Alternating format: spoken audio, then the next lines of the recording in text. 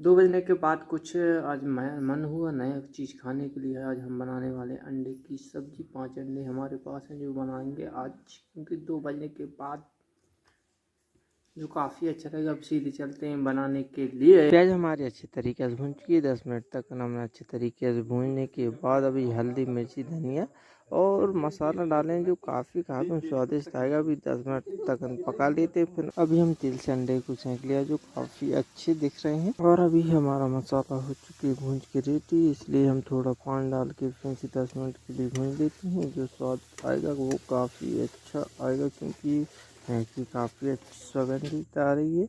तो उसके बाद अभी हमने अंडा डाल दिया है। मसाला के साथ 10 मिनट के लिए भून लेते हैं। फिर उसके बाद उतार देना है। तो हमारी सब्जी बनके हो चुकी है तैयार। और आधा 1 घंटा काम करने से एक ही जगह में पसीना भी आने लगा था और शक्ल की ऐसी